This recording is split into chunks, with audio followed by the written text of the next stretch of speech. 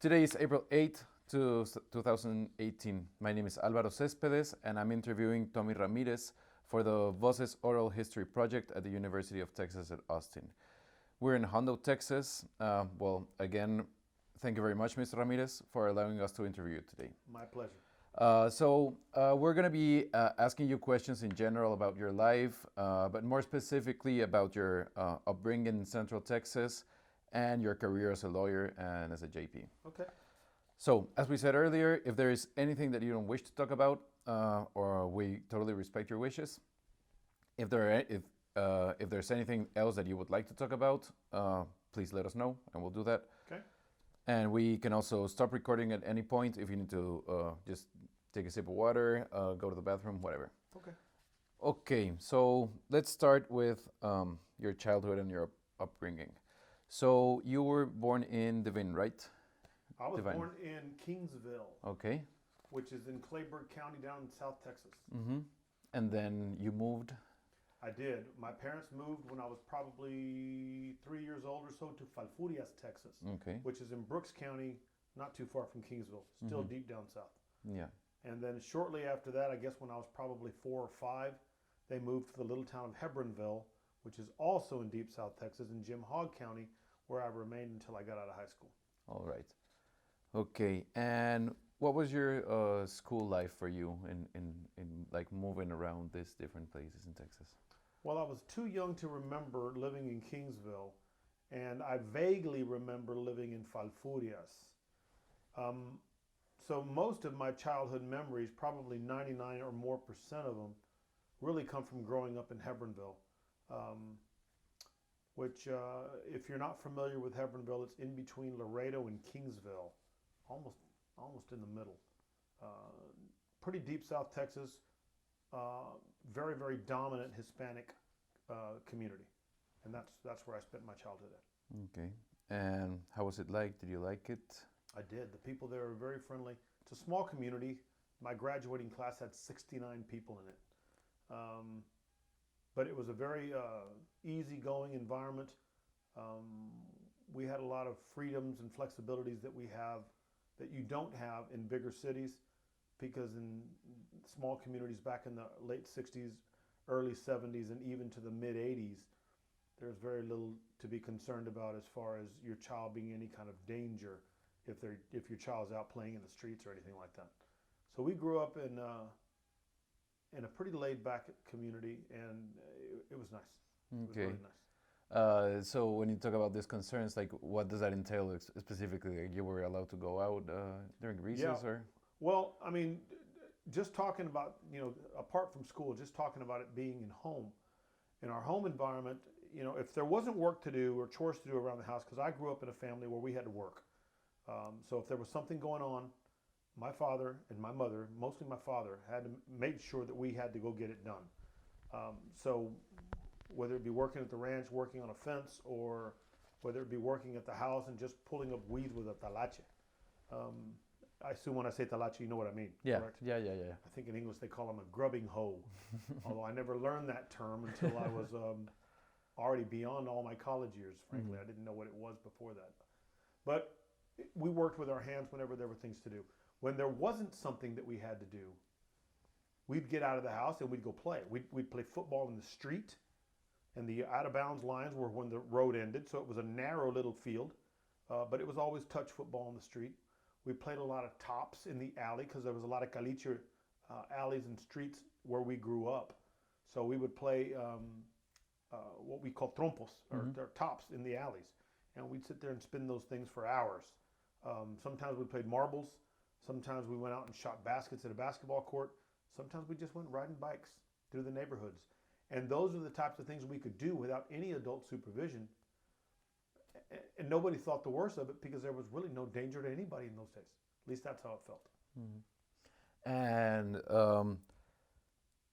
do you have any specific memory on your teachers around that age? I do. Mm-hmm. I remember all my teachers pretty well. Anyone's in particular? Exactly. Like I'm just looking for something specific that like might have played a role in your upbringing as the person that you are today. Well, both my parents are retired school teachers. Both of them are. And my mother, as much time as my father spent with us teaching us how to work with our hands, and my father's philosophy was, you need to learn how to work with your hands for two reasons. One, it's going to give you a good work ethic. And if you won't shy away from working with your hands, you'll be able to do anything. Two, you'll never starve if you know how to work with your hands.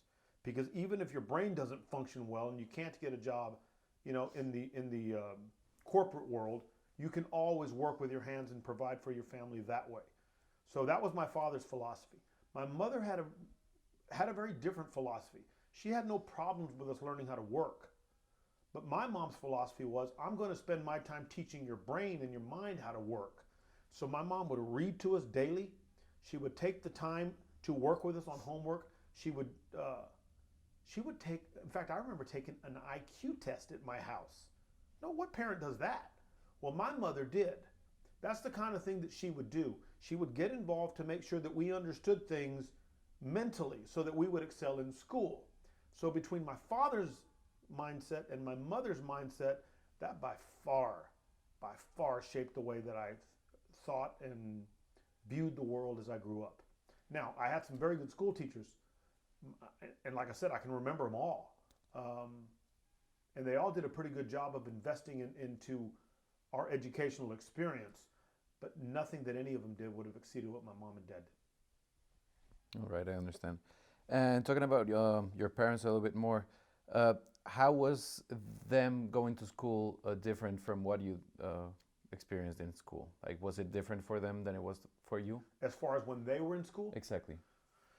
I've talked to them about that, because I can recall as a young child, from the years 1969 through 1972, actually, my parents both got bachelor's degrees from Texas A&I University in Kingsville. When they got done with their bachelor's degrees, they each began teaching. Well, actually, my mother began teaching. My father initially was a police officer. Did that for a couple of years, then he went into teaching right after that. But starting in the summer of '69, they each we'd all go as a family and go live in Huntsville. And we lived the summers in Huntsville for those 4 summers, 69, 70, 71, 72, so that they could work on their master's degrees. And because I remember them taking classes as a young child, over the years as they went by, I would kind of ask them about all that. They enjoyed their college experiences, and they enjoyed their high school experiences, but they were, as sheltered as I think I was in the small town, I think it was even more so for them. They just didn't have, there wasn't the gang thing, and there wasn't drugs in those days when they were there. It was pretty clean living if you chose to live that route. My dad kind of ran around with some of the wrong crowd when he was young, but his wrong crowd is they smoke cigarettes. So my dad started smoking, I think, when he was 12. But they enjoyed their schooling. They thought it was important enough that they went on to college afterwards. Both of them did. I don't think that they really ever talked much more about it other than that. Okay. And so, with your parents, so you said that they lived in good environments, like away from gangs and crime. But what about the racial tensions, maybe ethnic tensions about during those years that your parents were in school, maybe? Yeah, well, let's see. My dad got out of high school in 1958, and my mother would have got out of high school about 1961 or 62. I think 61. Mom, I guess from Mom's perspective, Mom is very light-skinned, and if you didn't know my mom was Hispanic, you'd have to think twice to figure out whether she was. She never really talked to me too much about having a whole lot of racial tension. She did mention that there were people that she saw that experienced that kind of racial tension, where they were looked down upon and discriminated against in some of the things that they did, or some of the activities they wanted to get involved in as kids. My father never really talked about that too much, because growing up in Hebronville, which is where he was born, heck, just about everybody was. I mean, there may have been a handful of people that were not Hispanic, and he really didn't feel it because they were the vast, vast majority. He did say, and he continues to say to this day, that there were people back then that still, even though they were the vast minority, looked down at their noses upon the Hispanic people in those days. I don't think they thought much of it because neither one of them, they were mostly surrounded by Hispanics, and I guess when you're the majority, you get to feel a little more secure. I suspect it would have been a little different had they grown up in a place like Amarillo or Dallas or someplace up there maybe where it's not quite as populous for the Hispanic community. I understand. Okay, and what were your parents' dreams for you? If they... My mother's dreams for me were to go off to college and to do something be very, very successful at it, to show that, I guess to show that all the energy she poured into us as kids made a difference. My father was pretty much the same, but Dad wasn't so academically focused. Dad just wanted to make sure that you were a hard worker, that you had common sense, and that you'd be successful if you were that, no matter what you did. So I think all they wanted us to do was to be successful and to be good citizens. I think that's really what they wanted for us. Okay. And what was your first job? My first job. Now you talking? Let's clarify what you mean by job. Are you talking about a professional position, or are you talking about working the sandias as a kid? Let's talk about both. Like, tell me more about working the sandias when you were a kid. I mean, most of my work as a kid was with my father. I mean, he just had things for us to do, and there was always something to do, either at the ranch or at the house. And so most of my spare time when I worked was with my dad and my brother. I got a job doing work in doing some watermelon work, because they used to grow a lot of watermelons in Hebbronville in the summers when I was a child, and even before me, is what I heard. And so we'd go out there and we'd pick watermelons and chunk them and load them up in trucks and take them out to get weighed, and then we'd get a few dollars at the end of the week and think we were rich because we weren't used to making any money. So I guess that would be the first paying job that I can remember ever getting any money on. I don't think I did that more than a summer. I remember getting a job my junior summer in high school. I was going to be a junior, so it was after my sophomore year in high school, but before I became a junior in that fall. I got a job with a company called Deere Construction, and what we did was, it was me, my cousin who was my age, also junior summer, my other cousin who was going to be a senior, so he was a year older. It was his senior summer, and we worked under a guy that ran us as a crew, and we went out to different oil field sites and either weed-eated the entire area for him or put together pipelines for him, and where we would screw the pipes on. There was no welding, but it was just a bunch of manual labor. We did that all summer long, and we'd get paid, I want to say it was minimum wage back then, which would have been, I guess, $5 an hour, $5.25 an hour, or something like that. So at the end of the week, all that work we did, we'd take home $350 or something like that, which for a high school kid in those days was a lot of money, but it was a lot of work. So that was my first, I guess, real job with a company. And then after I graduated high school, that summer before I started my engineering program at the University of Texas at Austin, Mobil Oil hired me just to do roustabout work. I drove a forklift for them. I did weed eating for them, mowed lawn, whatever they needed done around their little plant in the area of, it was in Webb County, near the little town of Bruni, if you've ever heard of Bruni. And so I worked that summer there before I started my career up at Austin. All right. So you mentioned your parents were both teachers, but you also mentioned they had a ranch. My grandfather had a ranch that was about 228 acres.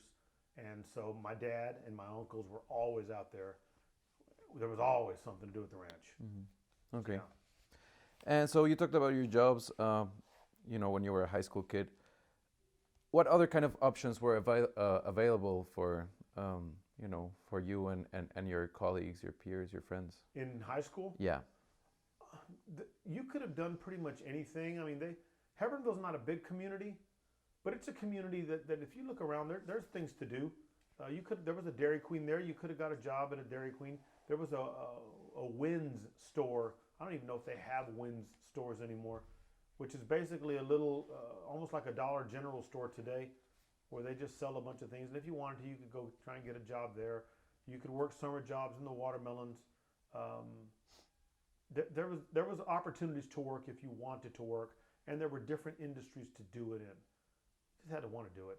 Most high school kids, and I think it's even worse today, they just want to enjoy their high school years and not have to worry about working about nothing. And so most kids didn't bother getting a job because they just figured, I'd just rather go have fun with my friends. But there was plenty of opportunity if you wanted it. Okay. And did you ever live outside of these places in Texas during these years? No. It was all here. Always in Kingsville the first couple of years, Falfurrias probably the next 1 or 2 years after that, and then Hebronville, all deep South Texas. Okay, okay. And what about travel? Did you ever travel during these years? Yeah, my parents made a point to take us on a trip every summer.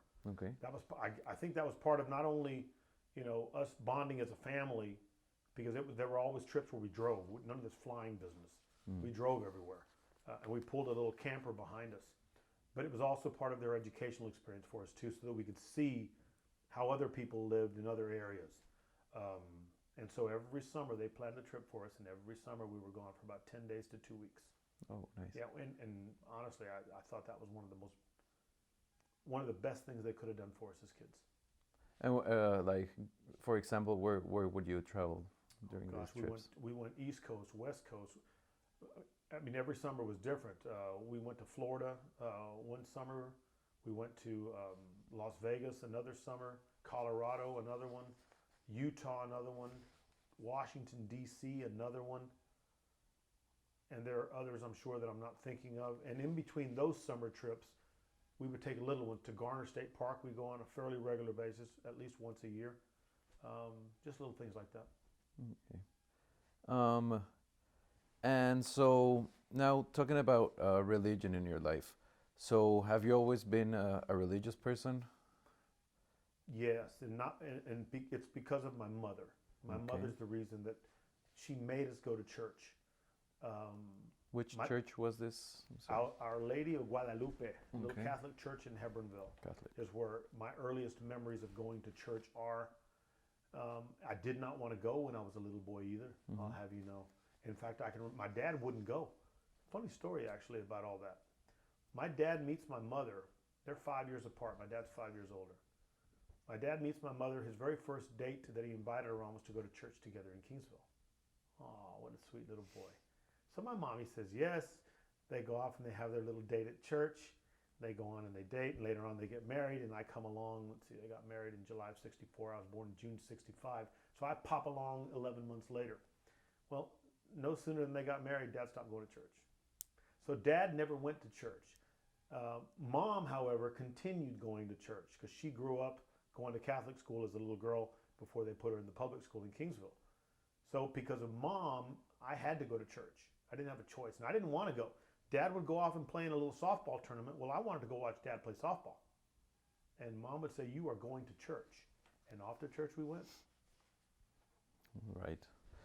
And so after you graduated high school, did you start going to UT? You said engineering, right? Correct. Right after that?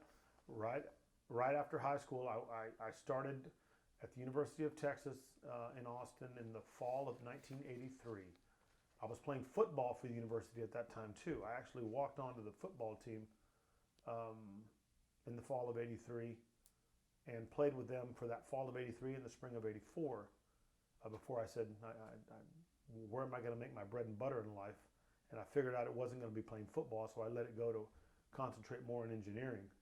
But that's what I did. I went straight to the University of Texas and went to school there. Okay.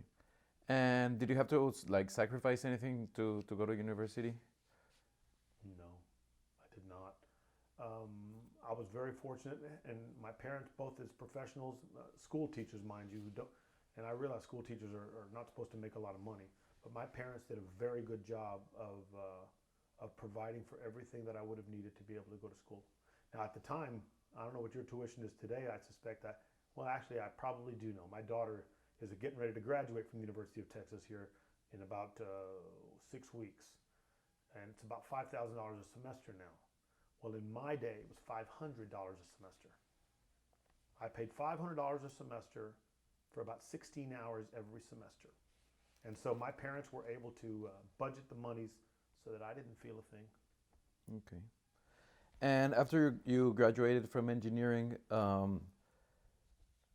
what happened after this? Like, what I'm trying to ask is kind of like an opening to your political aspirations in life.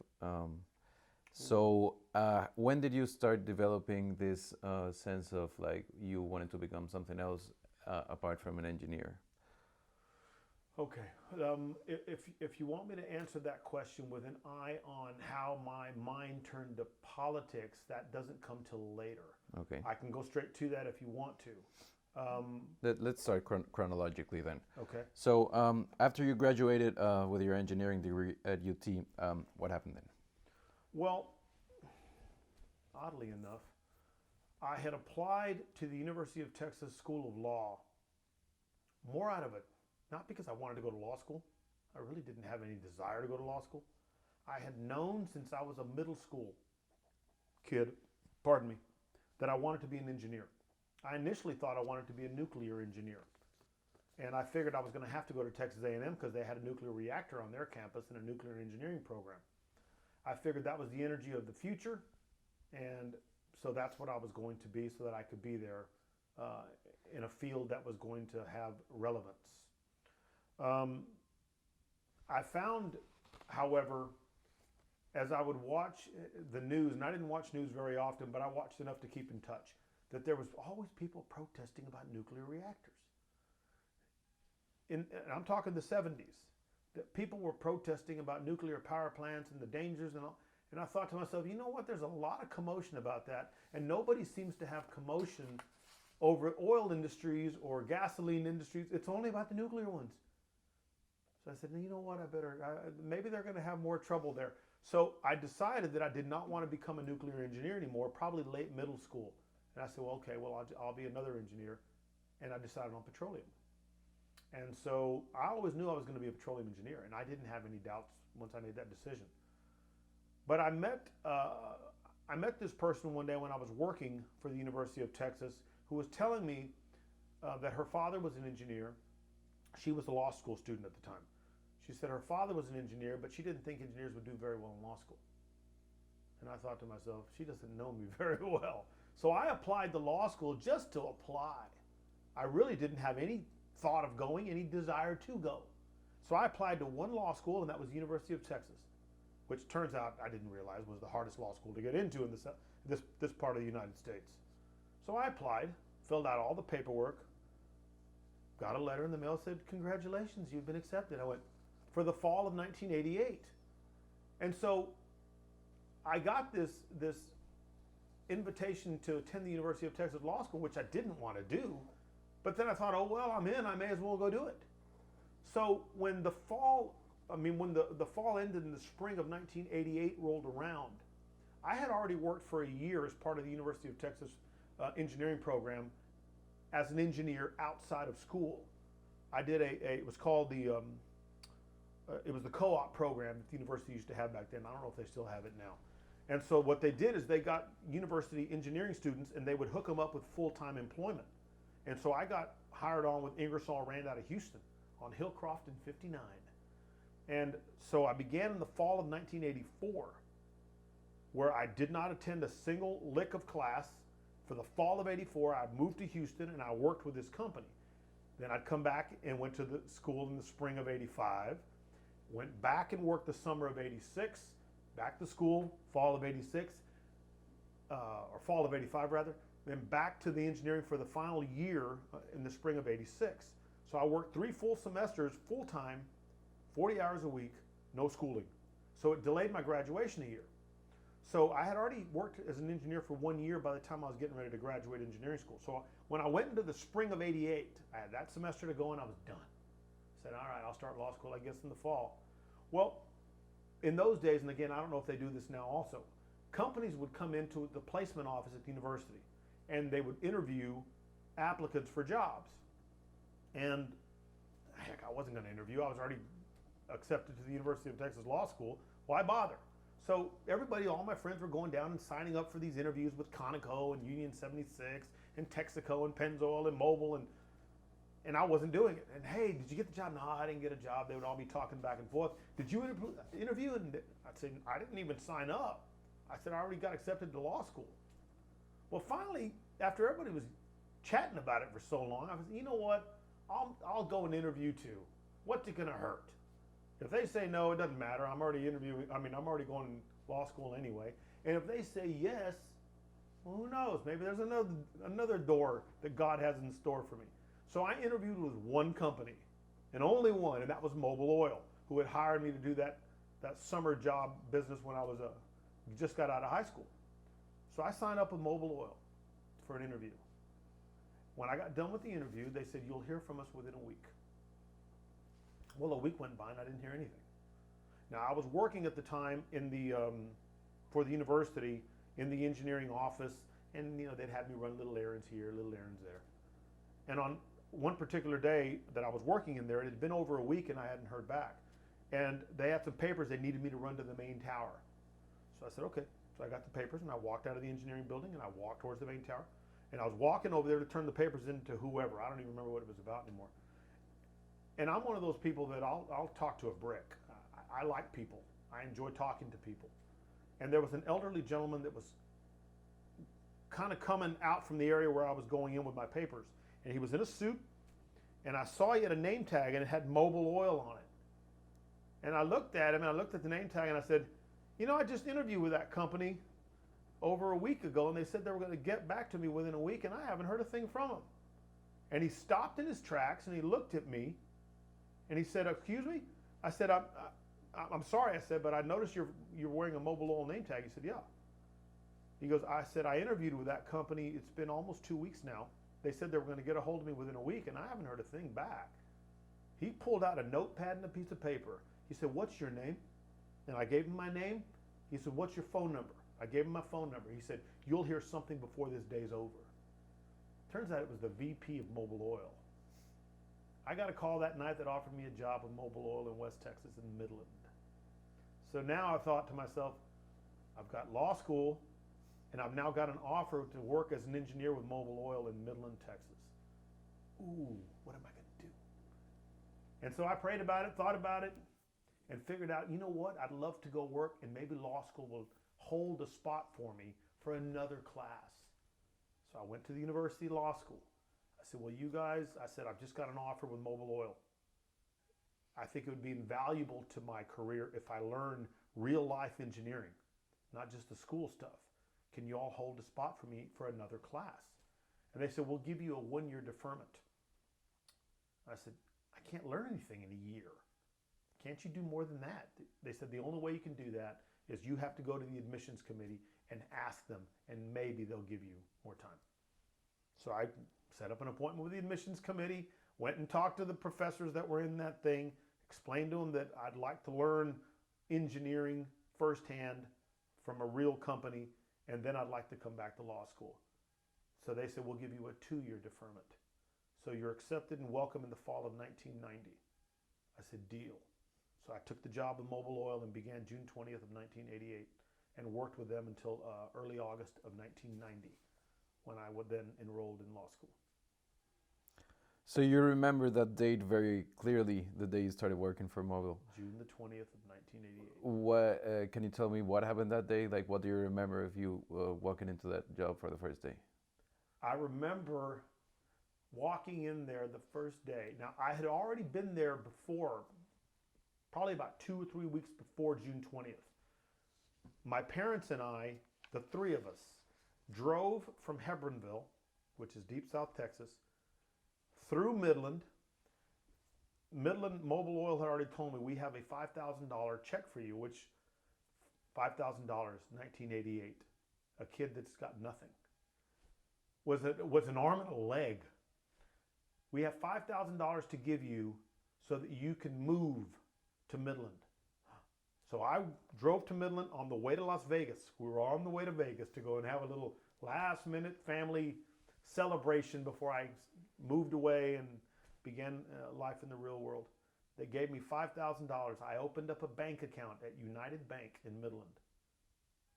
Went and found an apartment, signed a lease on it, took some money out of that bank of the $5,000 and went to Vegas. That's what we did. When I actually showed up to work on June the 20th, on the very first day, I reported to my supervising engineer. His name was Steve Bearden, who later became a very good friend of mine. They showed me my office. Back then they had, y'all are too young for this, but they had personal computers that were just coming out, and they ran on the DOS system. Y'all, I don't know if you remember MS-DOS. Yeah, MS-DOS, and it was before it was just DOS. And that's what they gave me. I had a little office with my little personal computer that ran on this little DOS system. They said, okay, here's what you're going to be doing. You'll be assigned these different wells. I think I had about, at one point I had over 250 oil and gas wells that were in my turf. I had to deal with them all. But we had an engineering meeting that first morning, and all the engineers from the area had come in. First day on the job. I sat there just listening, hello, and meeting everybody. Everybody in my whole life has called me Tommy. I've been called Tommy since birth because my father is also Tomas. When I went to West Texas, I did not want to be called Tommy. In West Texas, pretty much everybody was Anglo. So when asked who I was Tomas. So I wanted to be able to show that there are Hispanic people out there that are professionals and are good at what they do. And I suspected, because by the grace of God, I've always been pretty good at what I do. I've always been blessed in what I've been able to do. And so I wanted to be able to do well, and I wanted them to know my name is Tomas. And so I went by, it's the only time in my life, by the way, that time in Mobil that I went by Tomas. I've never gone by Tomas except for then. In that first meeting I got to meet everybody, and it turns out what I do remember more than anything else is there was one other engineer there who happened to be from Hebronville. Little itty bitty Hebronville had another engineer there in West Texas and Midland. His name was Joe Pettis. So 2 Hispanic engineers that I can recall that Mobil had there at the time, Joe Pettis and me, both from Hebronville. And talking about your identity as a Mexican American when you were working there, did you get any backlash from people who weren't Hispanic? None to my face. I didn't hear of anybody. I never heard it, never felt it, never saw it. Everybody treated me very well. I made friends very quickly, and so I did not have any of that tension at all. In fact, most people would tell me, "You're Mexican?" They didn't. They were shocked. And how did that make you feel? Like, how does that make you feel like within your identity as? It didn't bother me at all, really. I mean, I'm very. I have no fears about who I am, who God created me to be. My father, his family all immigrated from Mexico at some point. Same with my mother. Hardworking people on both sides. All Mexican American, all came from Mexico, and I love that. I mean, that's part of who I am. And I've never hidden it, and I've never had a problem with it. But, I mean, this is how God made me, and if people are surprised, they're surprised. I really can't do anything about it. But my father, you would not mistake my father to be Mexican American. My mother, you might. So, okay. if you look at my daughters, you'd be shocked to know that my daughters of Ramirez is just looking at them. You would think, well, maybe they got something coming on from Spain. That's just the way it is. I think that God makes us all individual, and I'm good with all that. I understand. Okay, so now moving on to your time in law school. Mm-hmm. So you worked for 2 years in Mobil, and then you started law school at UT? I did. I started law school at the University of Texas in the fall of 1990. After I had been with Mobil Oil, probably 2.25 years, something like that. And Mobil Oil, I mean, I had done very well at Mobil. I kind of prayed and suspected I would. God has blessed me in everything I've ever done. I mean, He just has, which is a whole other, set of stories. I can talk to you about that all day long too. But I had done very well, and I got called in before I left Mobil. The boss at that time was a guy named Gearing. And he called me in his office and he said, "Are you sure you want to leave Mobil?" He goes, "You've got a bright future in this company. Are you sure you want to leave?" I said, "Sir, I just think I have to go." Mobil Oil was looking to send me to Venezuela as part of an advanced team, some work that we're going to be trying to open up in that region of the world. And my name was one of the names they were talking about and putting in one of those teams. And I didn't want to leave Texas, much less the country. And law school was there, and I knew that would be a wonderful opportunity. I found out later on how good a law school is supposed to be. So I said, "Nah, yes, sir, I'm going to go ahead and do that." He says, "Well, we're gonna keep you on our head count in case you change your mind and you don't like law school." So for 2 years, Mobil kept me as on their head count as an employee while I was in law school. It's a 3-year program in law school, in case I changed my mind. After the second year, they had to drop me. They reorganized the whole organization. So I was no longer on the head count after that. But they kept me for a couple of years anyways, which I was quite flattered about. So yeah. And during law school, were you part of any like social clubs, groups, maybe activist groups? Activist groups, no.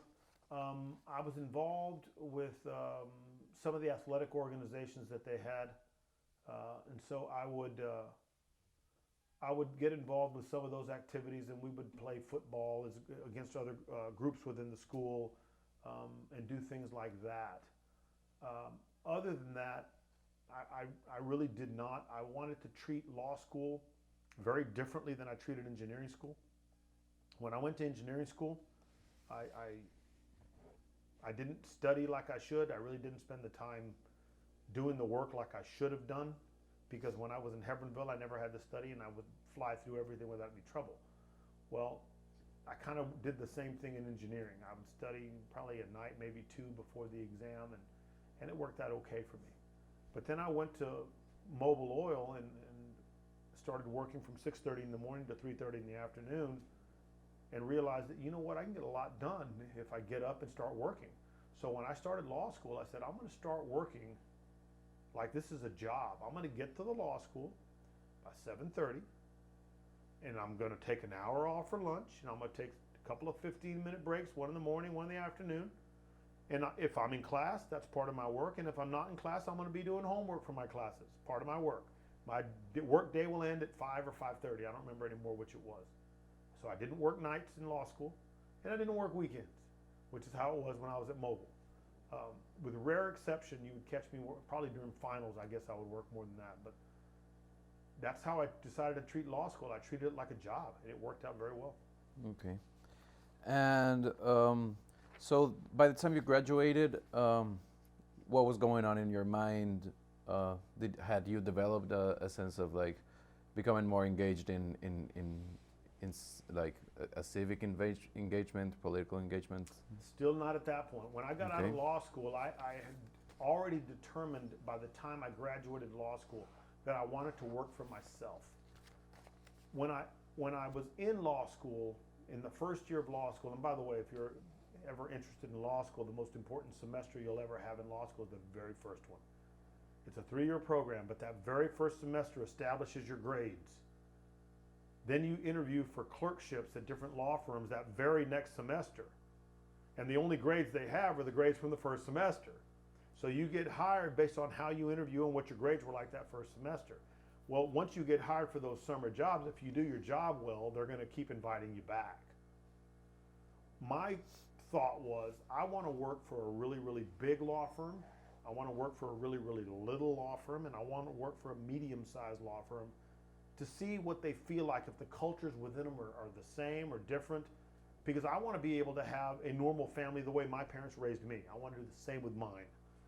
And I said, I can't do that if I have to work all the time. And that was the reputation from law firms. So I was very fortunate. My grades were pretty good that first semester. And I got hired by a very big law firm. And then I got hired by a medium-sized firm. The big one was in Houston. It was Andrews and Kurth. The medium-sized one was in Midland, turns out. And it was Cotton, Bledsoe, Ty, and Dawson. And I noticed when I was in the big law firm that you were expected to bill, keep in mind, I'm talking about bill, 2,200 hours per year.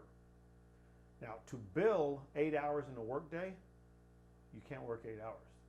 You have to work 11, 12 to bill 8. So if you back the numbers out, you're talking 6 days a week plus in order to bill 2,200 hours. I said, there's no way. I won't be able to. I won't be able to be a father in the family or a husband worth a hoot. My kids will grow up rotten because they won't have a dad in their lives. So I said, once I had that one, I said, big firms are out. The medium one wasn't that bad. They wanted just under 2,200 hours. I think that one in Midland wanted 2,000. The next summer, I said, I'm going to do another one. I got a really small one in San Antonio. It was a company called Small, Craig, and Working Team. They had 9 lawyers. And then I got another medium one in the Valley in McAllen with Atlas and Hall.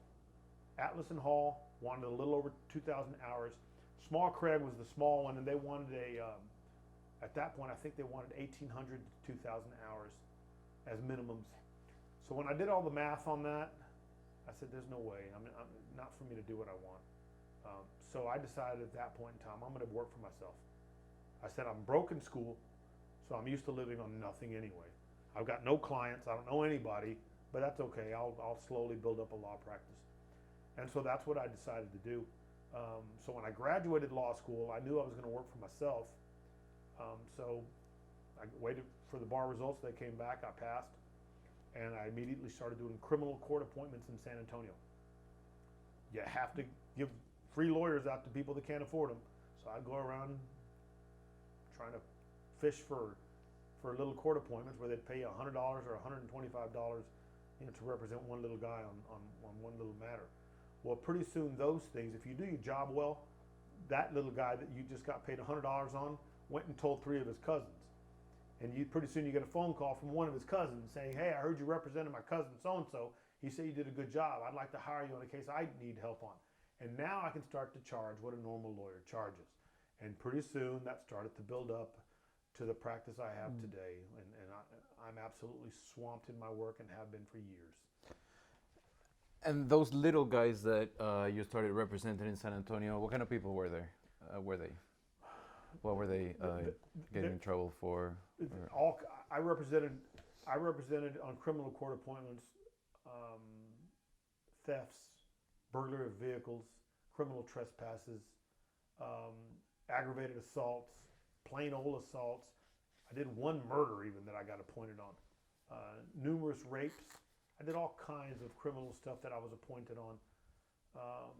And I was able to learn quite a bit of criminal law doing that during that process. And all of that led to work coming out in other areas, including criminal, but in family work and personal injury work. And so pretty soon I was doing little things in all kinds of different areas of law. Okay. And that's kind of what slowly moved me into the political arena. Can we talk a little bit more about that? Yeah, absolutely. How was that transition like? I thought it was a natural one. I'm one of those guys who grew up in church. And I believe, and my beliefs were, that if we're in church with other people that have like beliefs, it's my job to be a blessing to the other people around in the church with me. Now, I grew up Catholic, and I was Catholic at my mom's guidance, and I stayed that way for probably 30 years. But I woke up one day, and I had too many questions that could not be answered, so I started searching for a church that would spend time with the Bible. And I started reading my Bible, studying my Bible, and then I started going to a church where they teach the Bible. And probably when I was 30, I guess around 1995-ish, I left the Catholic Church and I became a Baptist. And I've been Baptist ever since. And I studied pretty intently. And the more I studied that Bible, the more I realized that I have to get involved in other people's lives to make other people's lives better. It is not my job to make my life nice and cush and comfy so that me and my family, we're all doing good and it doesn't matter if everybody else is suffering. My job is to provide for my family, but to be a blessing to the community around me. And because of those beliefs that were fostered from reading that Bible, I determined that I probably needed to get involved in the public arena to try to make the world around me a little bit better. And it's because of that that I moved into the political arena and ran for the office of the district attorney of the 38th Judicial District back in 2008, I believe. I believe it would have started 2008. Okay. All right. And was your family involved in any way in this? Like what I'm trying to say is how engaged were your parents in politics? Was it something that you discussed openly, like in the dinner table when you were growing up, something like that? My parents didn't really talk about politics at all when I was growing up.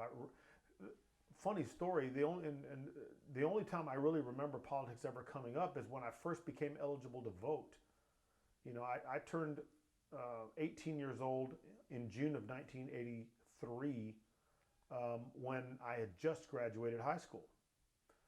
The first time an election rolled around after that, my parents, it was my dad actually said, okay, you need to go vote for whoever.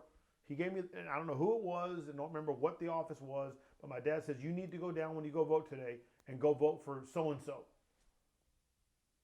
Okay. I mean, okay. I mean, my dad's knew these people more than I did. These were adults, and I didn't know the adults that well.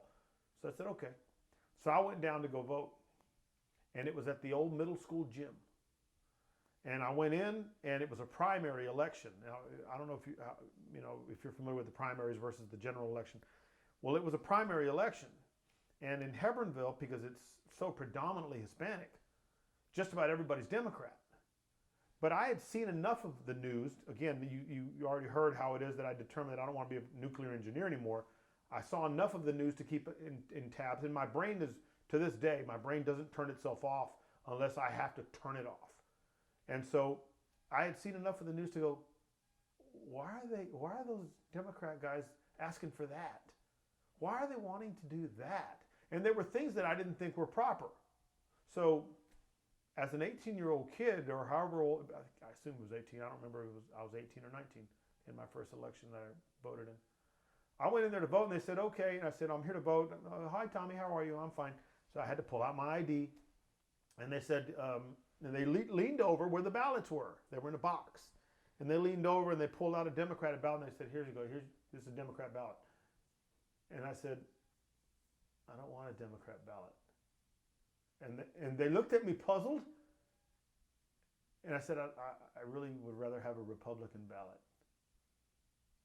They said, okay. They put the ballot back, and they grabbed me a Republican ballot, and I voted. I went home.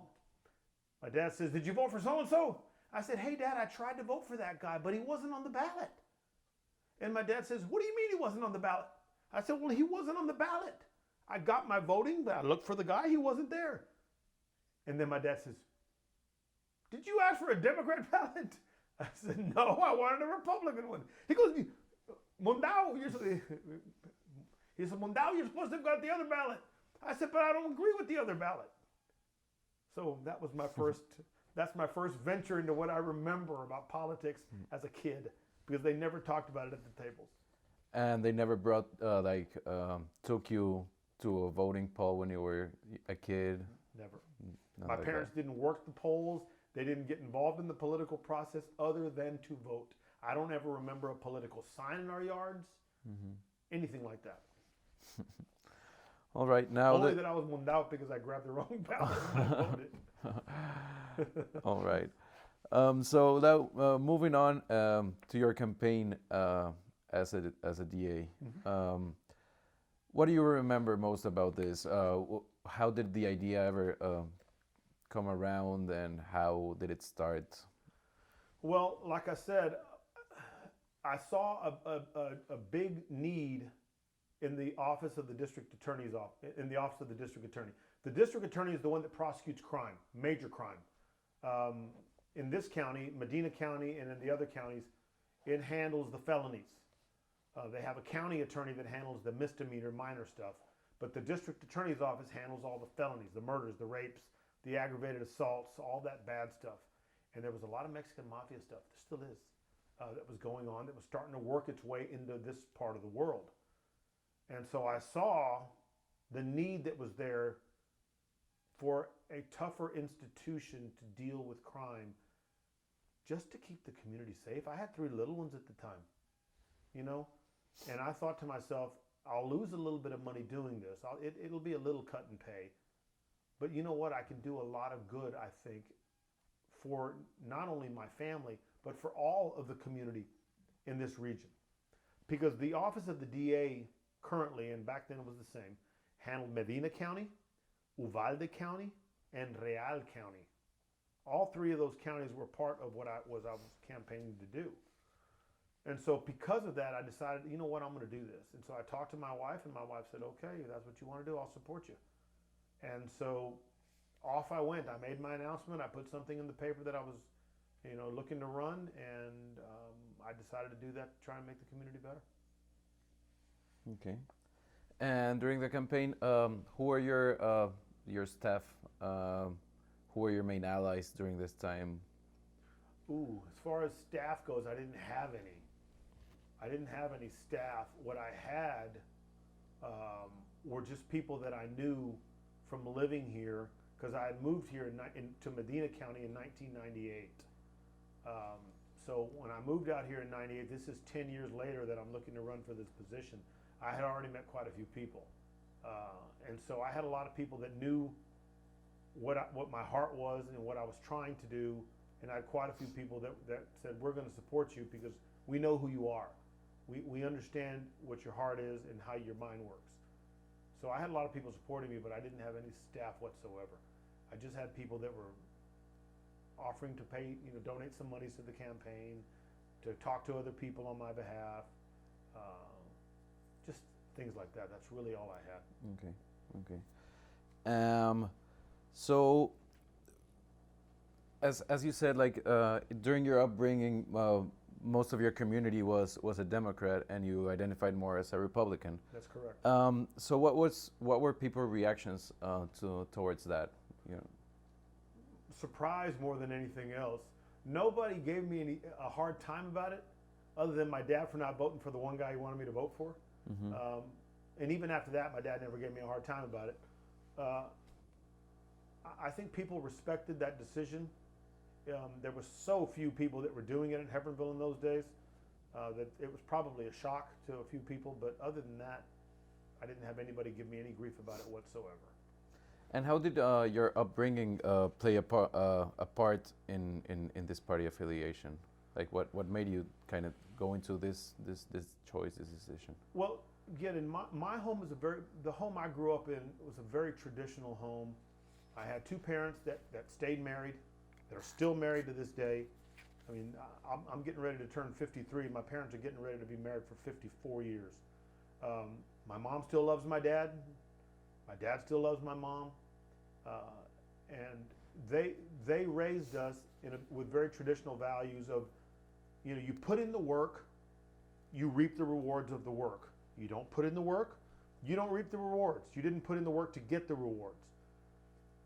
As I grew up and I started to see how the political parties would be on different sides of certain areas of the political spectrum, I started to identify more with the Republican Party because they seemed in my mind to be the party that was more along the lines of what I believe I was taught growing up, which is you put in the work, you get the reward for it. You don't put in the work, you shouldn't get the reward for it. Whereas the Democratic Party was leaning more towards, you know, if you don't put in the work, that's okay, we can help you. And the Republicans were, and it's even more polarized today. Back then it was a lot milder, but it was still there.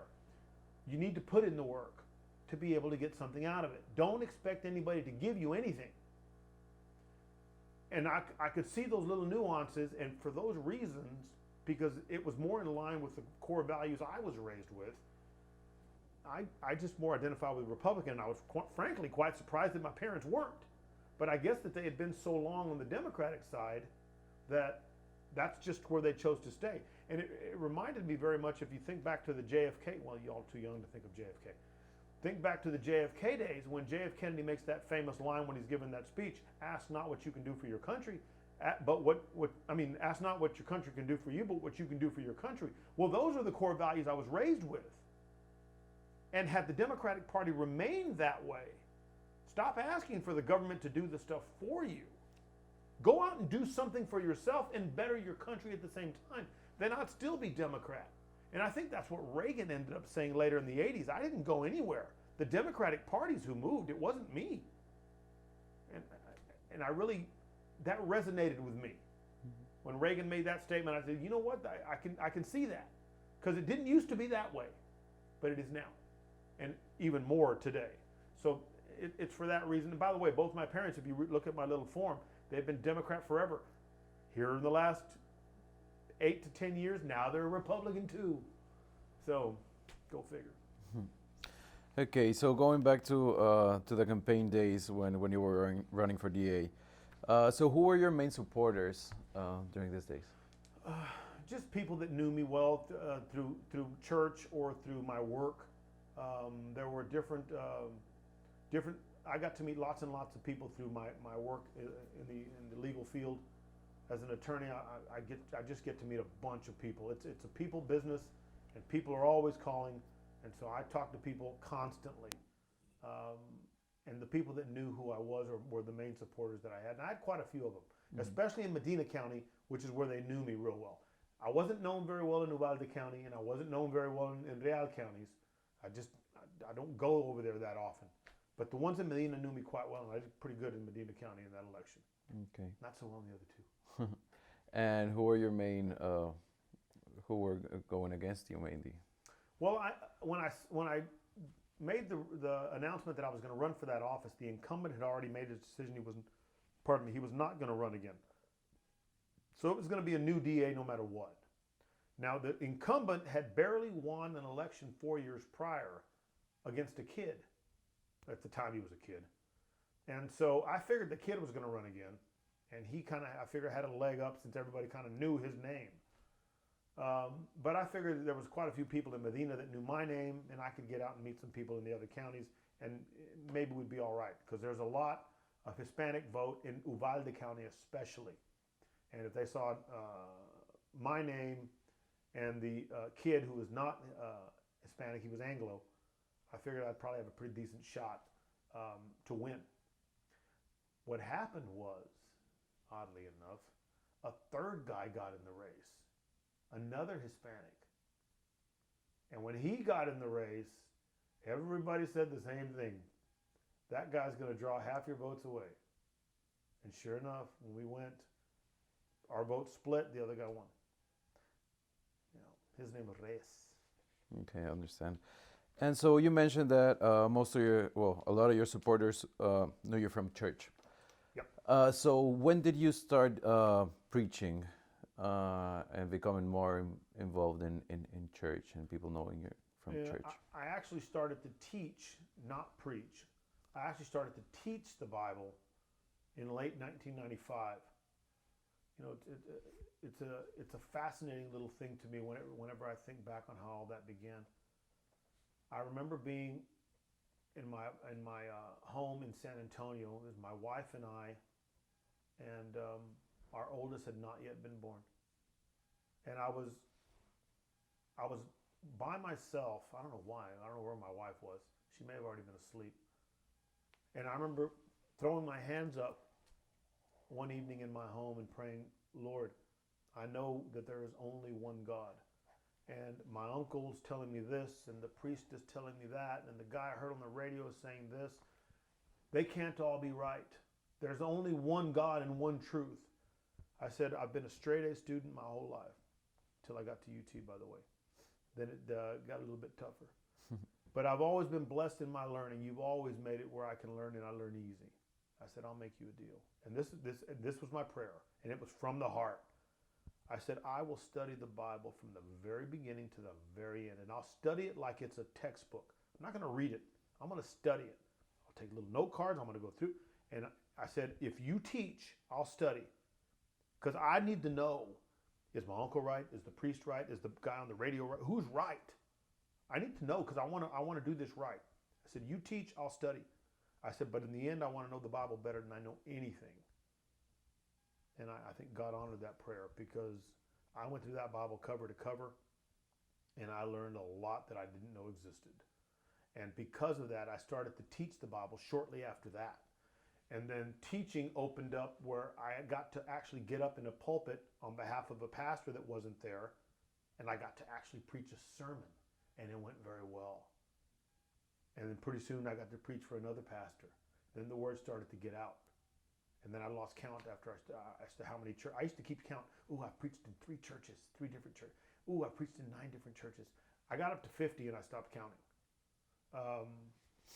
So I've been preaching since 1997 in South Central Texas, and mostly in Baptist churches, although not all. And I've got to meet a lot of people in doing that, and a lot of people have got to know who I am because of it. And that may be part of the reason, although that was not certainly my goal. In fact, I didn't even think about it. My goal was to do a good job of sharing what God has taught in His Bible. But because of that, I think part of the ramifications of it was that people started to believe that, hey, you know what, that's a good man. That's a good guy. He announced he's running for office. I'm going to support that guy. And that's kind of, I think, how I got a lot of supporters. Okay. At least that's my guess. And so I know that, a lot of teachers of the Bible, a lot of preachers sometimes get involved politically during the sermons. Did your sermons ever touch on political themes? I did. I have one sermon that I preached. It's on the book of Romans, actually. If you've ever read your Bible, Romans chapter 13, verses 1 through 7. Just 7 verses. But I've preached this sermon, but only if I'm not on the ballot. I did not preach the sermon when I was running for office, and I didn't mention it when this last election with the Justice of the Peace. I didn't say a word about it. The last thing I want to do is to get up in a teaching or a preaching position, either in a pulpit or behind a Sunday school lectern, and start teaching about how it's important for us to get involved in government. And oh, by the way, I'm on the ballot, so go vote for me.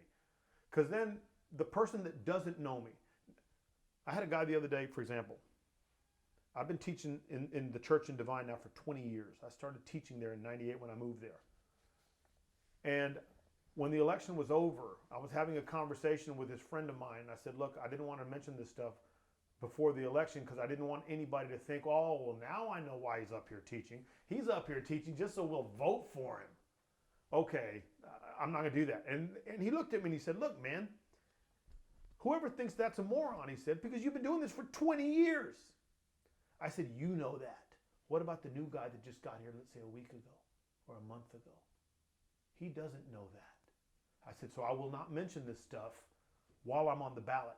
However, I have preached a full-blown sermon on the Christians' involvement in government based on those 7 verses from the pulpit, but I was not on the ballot when I did it. And I have encouraged Christians, and I still do to this day, if you're a child of God and you believe in the Almighty God, you need to find your place to serve the public. It doesn't have to be a political office, but you need to get involved in public service, especially in political office. And if you've never read the verses, I challenge you just to read them at some point when we're all done, and you'll start to see things. You go, oh, okay. And if you want to talk about it, boy, call me when it's over, and I'm happy to share. All right. So after you ran for DA, what happened? I lost. Yeah, I know. That wasn't. I'm sorry if it felt like that. No, that's okay. In the end, again, I've read my Bible fairly well, and I know my Bible fairly well. I stumbled across in the book of Daniel in chapter 4. It's written twice in that chapter, where God says that He rules in the kingdom of men in the affairs of government. It's not written that way, but that's what He says. And so when I realized that, it's like, okay, I guess God doesn't want me to be the DA. And so off I went. And it turns out my legal career actually went to much higher places. I can't do the DA's office anymore. It's going to be a massive cut in pay. I just can't. So that's off the equation. It's probably better that I lost. Okay. And so after this, what was your next kind of political step? So, I mean, when did you start getting involved running as a Just for the Peace? Well, 5 years ago, approximately 5 years ago, I called up the existing Justice of the Peace, the guy that's the JP now. We go to church together. We're actually friends, or at least we were. I hope we still are. I called him up about 5 years ago and said, "Hey, do you got a minute?" He says, "Yeah, what's up?" I said, "Well, can I come see you?" He goes, "Yeah, I'm here at the office. Come on by." So I drove from my office to his, and it's about a 2-minute drive. And I sat down with him. He said, "What's up?" I said, "I'd like to take this position when you're done." And he'd been there already for 2 terms. And he's an older guy. He's a retired guy. And he says, "Well, this would be really easy for you." He goes, "And you'd be really good at it." He goes, "I'll support you if you'll do me one favor. Can you do me one favor?" And I looked at him and said, "Yeah, what do you need?" He goes, "I want to run for one more term. I want one more term, and then I'm done. I'm finished." He says, "Can you wait 4 more years? I got to finish this term out, and then can you wait for another 4-year term?" And I said, "Yeah, I can wait. That's no problem. I'll wait." So he said, "Okay." So he finished out his term. I didn't run against him. I supported him because I'd always voted for that guy. And then about 9 months, probably in June or July of this past year, I called him up and said, "Hey, you in the office?" He said, "Yeah, come on by." He said, "What's up?" I said, "Well," I said, "you're going to be finishing up your term here pretty soon, like you asked me to do to wait." I said, "So I'm going to be signing up to run. Who do I need to talk to? What do we need to do to get my campaign going?" And he looked at me and he said, "I want to run again." I went, "Hey, what do you mean you're going to run again? You told me if I could wait. I waited." He says, "I want to run again. I'm not ready to retire yet." I said, "Well, I can't wait another 4 years, pal." I said, "I can't wait till I'm 57 years old before I start this office."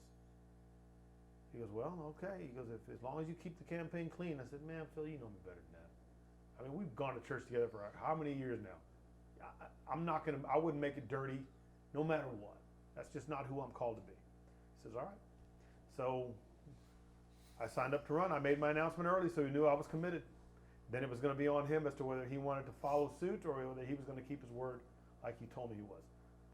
No, he decided to enter as well, so we ended up having our little contested election. Mm-hmm. And 3 terms he's been serving. Okay. And then what happened after this? Like, well, we had a lot of mutual friends at church that were going, "Well, who am I supposed to vote for?" Mm-hmm. I go to church with both of you. So I had to go out and I had to campaign pretty hard because to beat an incumbent's hard enough. But I was dealing with an incumbent that has a very large family in Medina County. His family is huge. I got no family in Medina County except my wife and my children. And if you look at my children, I've got 2 living children. So there's 3 of us, and then my brother is here as well. That's really it. There's nobody else. He's got family upon family upon family. Plus, he's a Mason, so he had the Masonic Lodge behind him too. What I had in my favor was that God had given me a lot of people that love me and that know my heart. And so I had some people, and especially there was a group of older ladies that said, "We believe that you are the guy that God should have in this office." And they committed to knocking on people's doors. So I knocked starting the beginning of January of this year, January 1 or January 2. I immediately started leaving work early every day, about 3 or 3:30, and knocking on people's doors, on those people who had voted in the last Republican primary, and went out and knocked on everybody's doors on that list, or just about everybody, until the actual day of the election itself, for over 2 solid months. And these elderly ladies were doing the exact same thing. So between that and the fact that I had represented so many people in Medina County that knew me from work, I had a lot of people come out and vote for me, and we were able to overcome by the grace of God. And so you mentioned that most of your supporters are members of your church, or people that you have met during your whole career. Who else is on the voter turnout, and who is not turning out to vote right now in Medina County and during the times that you have been running for office? what you're getting in Medina County is you're having a lot of the Hispanic, Mexican-American people that just don't vote. And what do you think that is?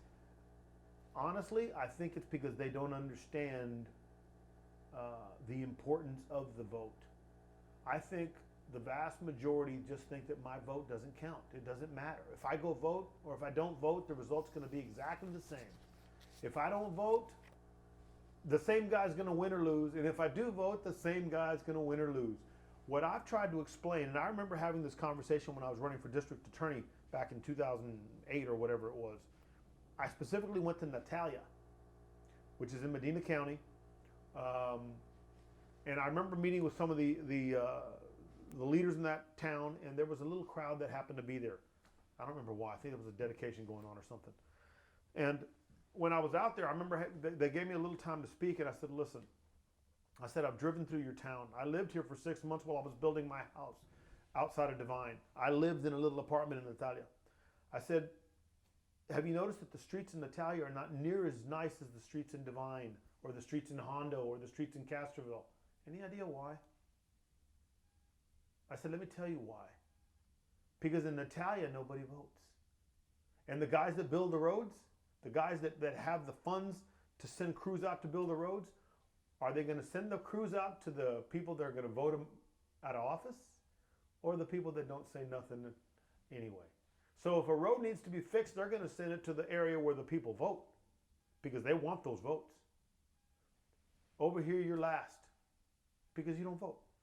I said, until you guys rise up to vote as a mass, as a group, and you get the attention of the decision makers, they're not going to pay you no attention. You're going to be a stepchild as long as you don't vote.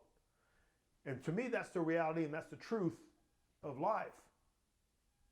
But I can't get them to understand. They still didn't get out and vote. And do you think there is like maybe like a historical reason behind this? So we've been doing research on activism for voting rights during the 70s, mainly from Mexican Americans in this region of Texas. Yep. Do you think that maybe there are still some kind of scars from that era in the Mexican American community today, or just why do you think this is?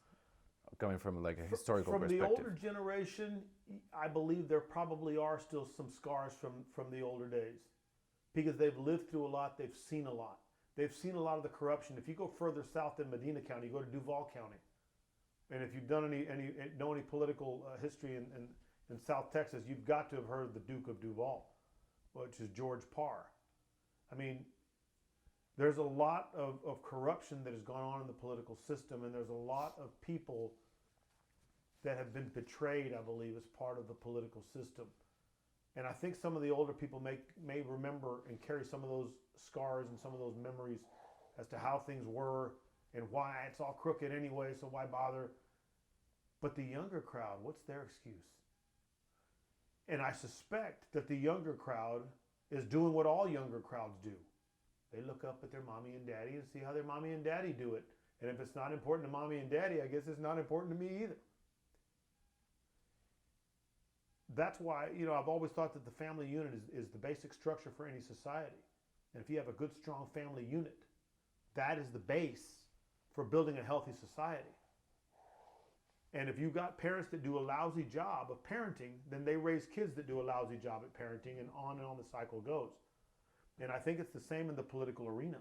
If you get parents who have been scarred in the political arena and really don't want to get involved with it because it's corrupt and because nobody pays attention and it's not important anyway, then the little ones, when they start to grow, they look up and they see, well, it's not important anyway, and so they don't get involved either.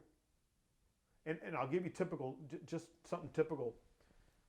In my election, this last one for the Justice of the Peace,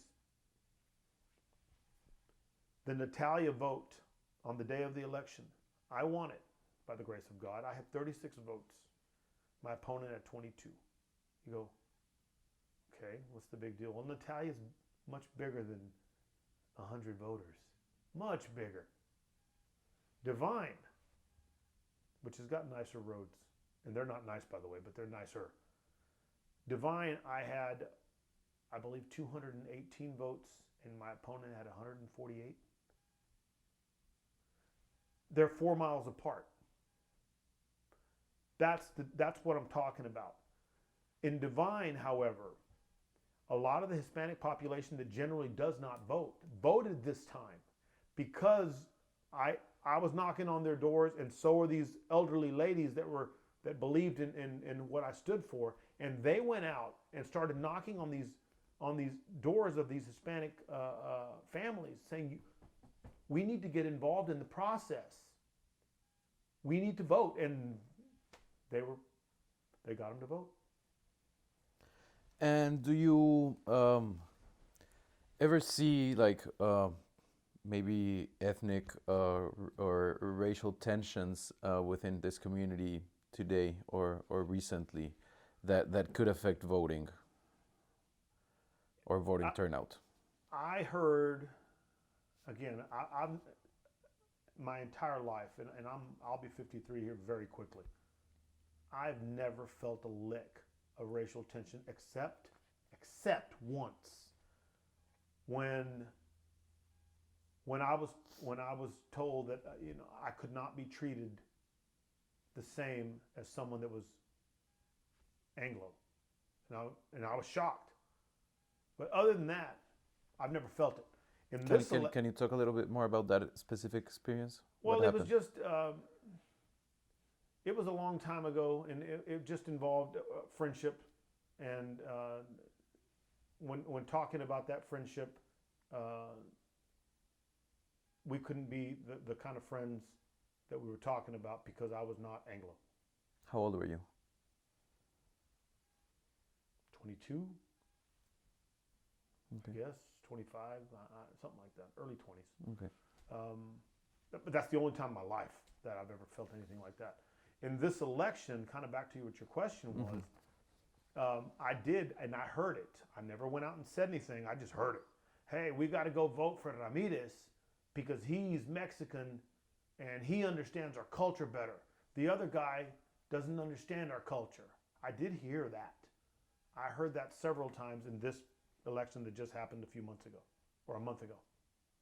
So I guess that did play a part some in getting some people to go vote because of the Mexican American versus the Anglo perspective. Okay. And now, so after you got elected as a justice for the peace, how did you feel? Like, how did that change you as a person when you got elected? I don't know that it's changed me as a person at all. I don't believe it has. I still believe that the only reason I have that job that's coming up on January the 1st is because God gave it to me. He could have easily have said, no, I don't want you to have that like he did in the last one, and I wouldn't have it. So I don't think it's changed me at all. However, it does present to me a wonderful opportunity to do two things. One, to enrich the lives of the people in this community by showing them that a public servant is not someone to be served by the public, but someone who is out to serve the public. If our politicians thought about that in Washington, we'd have a much better country. Our job is not to serve them. They think it is. That's why they run around and they expect us to treat them the best and to treat them like, they're there and we're so lucky to have them in our midst. It's the other way around. They're public servants to serve the public, not so the public can serve them. So this provides me a wonderful opportunity to be able to serve the community in Medina County. But the second thing it allows me to do is it allows me to be able to serve this public as a Mexican American, to show them that there are people of Hispanic descent that can do a wonderful job in public office. And I believe I can, and I believe I will. Not because I'm some genius by any means, but because my heart is in the right place to serve people. And I want to show them that it can be done. And I believe I will. And how does your identity as a Mexican American play into this? Like, I don't understand your question. So you said that you're gonna try to show them that a Mexican American can do the same kind of job. So has that better? Okay. So how has that has it rectified your identity maybe, or has it changed in some way, or how do you feel of your identity, your ethnical identity interwoven with your political. Well, I mean, my identity's never changed and it never will. I've always, I mean, I'm Ramirez and I'm always going to be Ramirez, and that's never going to change. What this does allow me to do is it does allow me to do what I hoped I did in Midland when I was with Mobil Oil. It allows me to show the public that there are Mexican Americans that can do outstanding work in just as good or better than any Anglo or any other ethnic race that you can find. You just have to find somebody committed to do it. And there are plenty of Mexican American people out there that can do wonderful jobs in anything. Medicine, law, engineering. It doesn't matter. The teaching profession, economics, they can do the job. They just have to want to do it and have the opportunity to do it. So if I can do the job in this capacity where the public is watching, if I can make that office more efficient, improve it, and then make it more user-friendly so that people say, you know what, this court is better than it used to be. And it's run by a Mexican American. Well, then I think other Mexican Americans can get encouraged to do the same. And not just in that little place, but in other aspects of our community, in the political arena and in the non-political arena. I want them to look and say, there's a professional who does outstanding work in the legal world, but he does outstanding work in the public service world. Dang it, why can't I do that? And my response is, you can. You can. Okay. And how do you see your work, as I just saw the piece, work towards building a better future? Like, how do you see your community in the future? As far as that office goes, that office interacts with lots of people on a regular basis.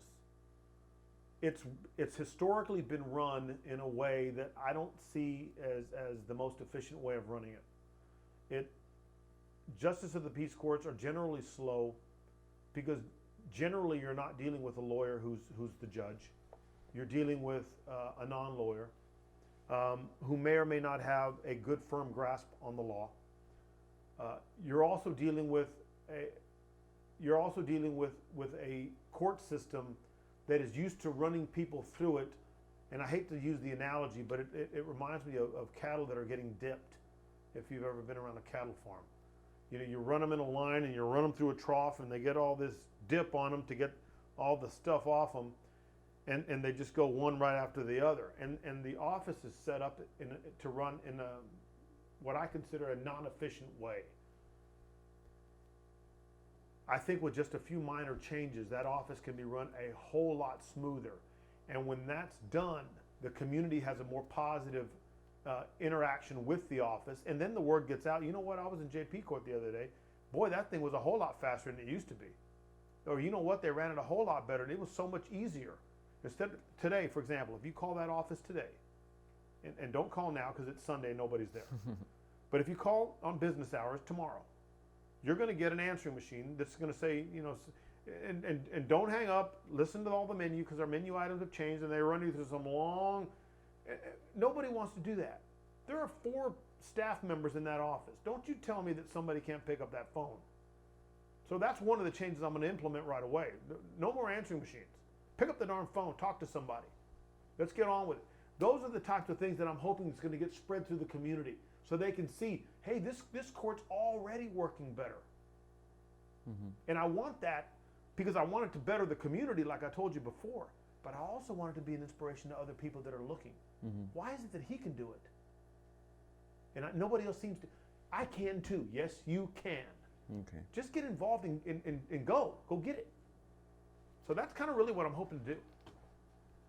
And also, I read online during a recent interview that you gave that you were planning to help the elderly people in your community.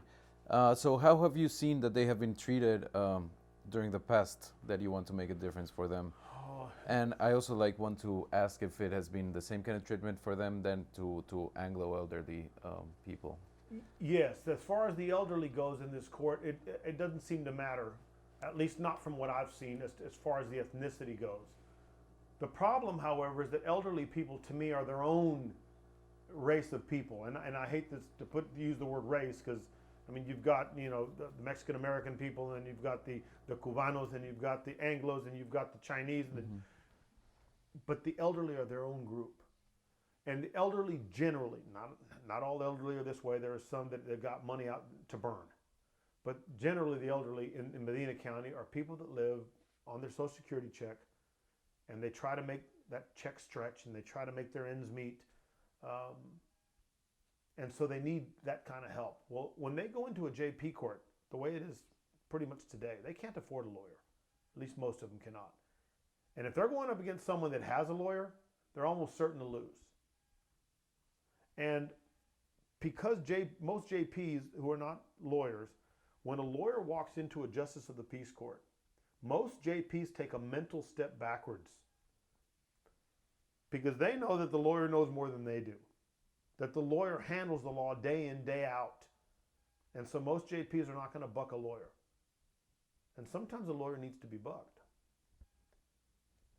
So when the elderly go in and they don't have the lawyer, and the other guy does, almost always the elderly loses, whether they deserve it or not. And I can give you an example if you want, of something that just happened not that long ago, probably back in November. I got hired by an elderly couple that could afford a lawyer. Their daughter came in with them. Maybe that's where they got the money. I don't know. And they said, we were sued by such and such bank. It was a bank that had filed a suit against them, and the bank claimed that they owed, the couple owed them over $8,000. And I looked at the paperwork and I said, well, this bank says you owe them a little over $8,000. Do you recognize this? And the couple says, we don't know what that is. We don't have any idea what that is. I said, well, I can help you. So let's go. So we went into court, and the bank was out of Houston or Dallas. I can't remember which. Is usually out of Houston or Dallas. And they sent a local lawyer down, because the bank never comes down. They can't afford to come down, send a lawyer from Houston or Dallas to deal with a little $8,000 debt. So they send a local lawyer always. In this case, it was a kid out of Hondo that went to the JP court in Divine. So he showed up, and I showed up with my elderly clients. And the judge was an experienced judge, and it wasn't the judge in Divine. It was another JP that came in. And he got up on the bench, and he says, okay, this is so-and-so bank versus so-and-so couple. Is everybody present and ready? Yes, Your Honor, we're all present. We're all ready. He goes, okay, well, tell me what this is about. He told the lawyer from the bank. Tell me what this is about. Well, Judge, I represent so-and-so bank who, back in whatever year, loaned money to so-and-so couple in the amount of $8,000 and some odd dollars, and no payments have been made since whenever. And as we sit here today, this couple owes the bank, $8,000 and change. And we're asking the court to enter judgment against them today for $8,000 and some odd dollars and change, plus attorney's fees and court costs, which, by the way, are normal. And the judge nods his head, looks at the file, and says, okay. He looks up at me and goes, Mr. Ramirez, what do you have for us today? I said, well, Your Honor, at this point, I don't have anything. Which I'm sure is the first time he's ever heard that. And he looked at me with a quizzical look on his face. He goes, what do you mean? I said, well, Your Honor, I said, Mr. Lawyer over here, and I don't want to mention his name, but Mr. Lawyer over here for the bank just told the court what he thinks this case is about. I said, but he's not a witness. He's just a lawyer. I said, I haven't heard any evidence yet or any witness yet, so at this point, I don't have nothing. I said, until they put on some proper evidence, I don't have anything. And the judge looked at me, and I said, I know the court knows this, Your Honor, and I brought my rule book because I've done this song and dance 100 times. I brought my rule book. I already had it paginated to the page that showed him that you need to have a competent witness. So I opened it up and I said, I know the court already knows this, but here's the rule that requires them to provide a witness with personal knowledge of this file. So the judge reads the rule. He goes, Mr. So-and-so, did you bring a witness with you today? Well, no, Your Honor. I represent the bank, and what the bank has done is they've sent all the paperwork down, which is in the court's file. It's been signed by my client, the bank representative, and so-and-so couple over there. So everything that they've signed is on file. They have a copy, and so does Mr. Ramirez. The judge looks and he goes, Mr. Ramirez, he says, all the paperwork is here. Don't you all have this? I said, yes, Your Honor, we have that. I said, but you need a witness to prove that paperwork is valid. We went back and forth about 10 or 15 minutes on this point. Till finally the judge says, Mr. So-and-so, do you have a witness today? No, Your Honor. Case dismissed. That's what it should have been. Here's my question. What happened? What would have happened to that elderly couple had I not been there? Had they not afforded a lawyer? They would have got the shaft, and they would have owed the bank $8,000 and some odd dollars, plus attorney's fees and court costs. Most elderly people can't afford the lawyer, so they go in there alone, and the bank never goes without a lawyer. That's what I was talking about in that particular article you're referencing, is that the elderly are getting taken advantage of. Now, if it's me on the bench, and this is what I was telling people during the campaign, here's how that same case goes. Same exact case. This is so-and-so bank versus so-and-so couple. Is everybody present and ready? Yes, Your Honor, we're all present, we're all ready. Mr. So-and-so from the bank. I've read the file, I understand what this case is about. I don't need an opening statement, go ahead and call your first witness. Well, Your Honor, I don't have a witness today. I have paperwork. Stop. You know the rules, or you should as well as I do. You will either have a competent witness that can testify about personal knowledge on this file, or you don't. Do you have such a witness? Well, no, Your Honor. Case dismissed. Next. They shouldn't have to have a lawyer in a case like that. That's one of the areas that I can make better in this court for our community. Yeah. And in a couple of years, when your time as a justice of the peace is over, do you have plans on higher political involvement? I don't have plans on higher political involvement. That doesn't mean that God doesn't have plans for me that I don't yet know about. So if some door opens and I feel like God is leading me in that direction, then I guess I'll go where God wants me to go. But I don't have any such plans as we sit here today. Okay, I understand. And going back a little, I forgot to ask you a couple of questions about the campaign that I wanted to ask. Okay. So how were the initial meetings for this campaign? Like, who were you being advised by? Who were you meeting?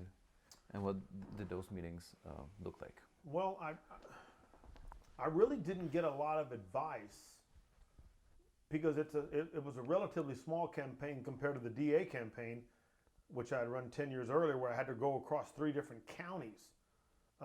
This one was limited to a southern portion of Medina County, so it was a much smaller area for me to have to deal with. I didn't get a lot of advice on it because I had already learned quite a bit about elections in the DA race. Plus, I had run for school board a couple of times. I won one, I lost one previously. Really small things, and so I had learned quite a bit on that stuff. But when I was meeting with people to tell them that I was running, people were very encouraging. They had questions. Hey, why do you want to do that? I mean, why? And I would tell them what I've already told you. Look, I really want to find another way to serve this community, to make this community better. I think I can do it so that this community is more responsive, and it shouldn't take away from my ability to serve where I serve now as an attorney, because most JPs in Texas are part-time jobs. In Medina County, unless the demographics change, is going to continue to be a part-time job. And so I met with a lot of people. So I started meeting with people first and foremost, the ones that I knew very well. I wanted to look them in the eye, especially the ones that went to church with me and my opponent, so I could look them in the eye and say, look, here's why. And you're going to need to decide whatever you think is going to be best for this community. But understand, this office is not about the other guy, and it's not about me. It's not about which one of us deserves the office. It's about which one of us can better serve the community. In the end, that's what your decision should be based on. So you make that decision, but here's why I'm running and here's what I'm doing. So I made sure I had a lot of those meetings up front with people that knew us both. And then I just started branching out into people that were people that had voted in the past. And I thought it was important to look people in the eye. I really did think it was important to, actually let them see me, let them ask me questions, let me see them, instead of just, sending a mail out or putting something in the paper. Okay. And what about the funding that you used for this campaign? Where was it coming from? And This one, I did it all myself because it was so small. I had several people ask, hey, can we donate? Can we donate? And I told them all, no thanks. I appreciate the offer. All I want from you is your vote. Okay. So make sure you get out and drag a few people to go vote with you. I'll pay for this myself. And it was a relatively cheap campaign. I mean, you're not talking a lot of money. And what about your when you were running for DA? There, that was a more expensive campaign because we're talking 3 counties. And I had numerous people that offered to provide contributions towards that campaign, and I gladly accepted them. And what kind of people were there? Were they?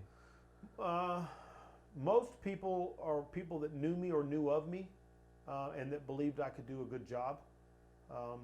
Either heard me speak at one of the political functions, or that maybe had heard me at some point preach in a church and thought, that's the kind of guy I think we need to have in public office.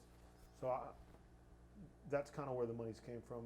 I mean, I put in quite a bit myself, but I had quite a few people that offered to offer me money in that one, and I did accept in that one. Okay.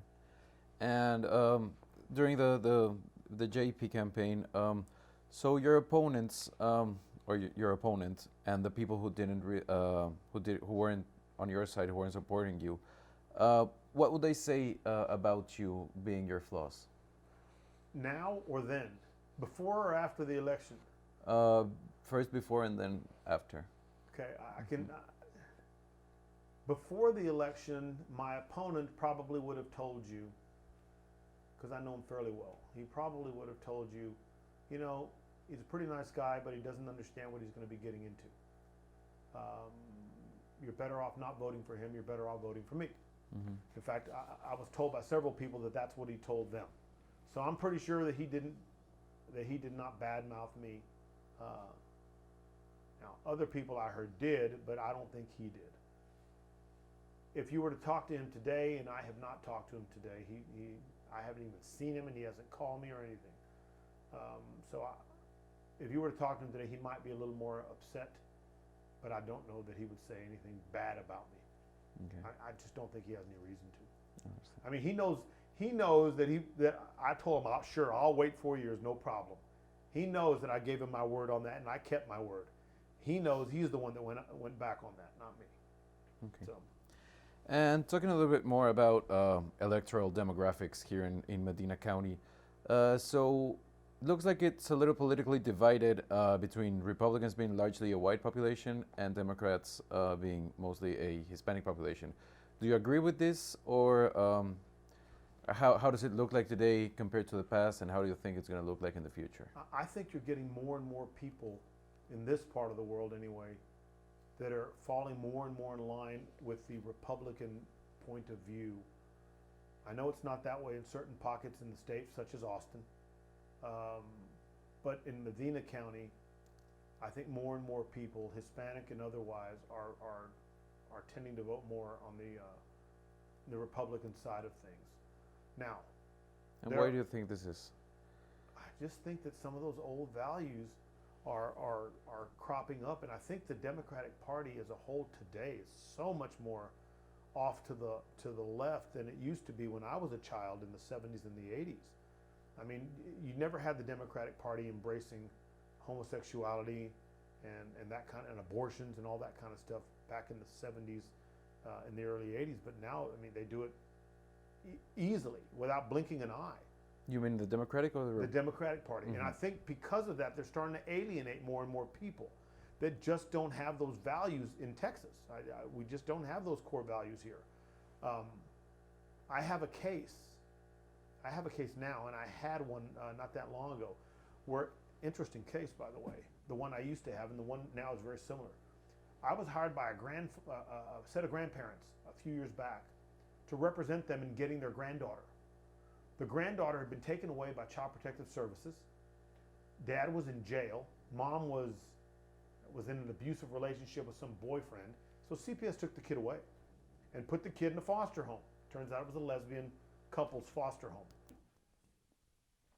Fine, it's a foster home, no big deal. Well, the grandparents then contacted CPS and said, hey, we've got a wonderful little house here. It was near Medina, right next door to Medina County.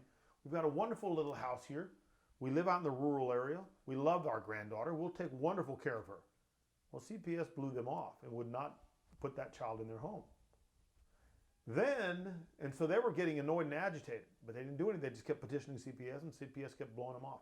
Then the lesbian couple filed a motion with the court to adopt.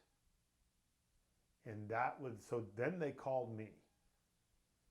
So then I got involved, and I said, look, we're going to have to get that case out of Harris County, where they're a little more liberal, and move it to Bexar County in San Antonio, which is where Daddy was and where Daddy lived. He was in jail, but mind you, he still lived there. I said, we're going to have to move it to Bexar County, where they're a lot more conservative. So through some legal maneuvering using the Texas Family Code as it was written, I got the case transferred out of Harris County because it had to come where Daddy was, because I through the legal maneuvering we did. So the case got transferred by court order to San Antonio. We had a big meeting trying to resolve the case, and the lesbian couple said, we are not going to give that child up. I said, lady, I want you to understand something. I said, you are not in Harris County anymore. Bexar County is very conservative. You put up a pair of grandparents against two lesbian ladies in a Bexar County jury, good luck. I said, and you won't be successful. They dropped like a hot potato, and they gave the child to grandparents. Medina County is even more conservative than Bexar. And I think some of those values that the Democratic Party continues to espouse today is alienating a lot of the people that generally and historically have been Democratic. And I think for that reason, you're getting a lot more Hispanic people that are moving towards the Republican primaries and the Republican Party instead of the Democratic one. I just think that's the main reason for it. Okay, I understand. Well, I think this would be all my questions. I don't know if you have anything else, Morgan. No? Well, I don't know if there's anything else that we didn't really cover or focus on specifically that you would like to talk more about. Not that I can think of, but if we take a couple-minute break and I'll drink a little water, I'll think for just a minute. Thank you very, very much again for answering our questions, Mr. Ramirez. I guess that would be all. My name was Álvaro Céspedes. I was interviewing Tommy Ramirez for the Voces Oral History Project in Hondo, Texas, April 2018. Thank you very, very much, Mr. Ramirez. It's my pleasure. Thank you all for inviting me. Thank you.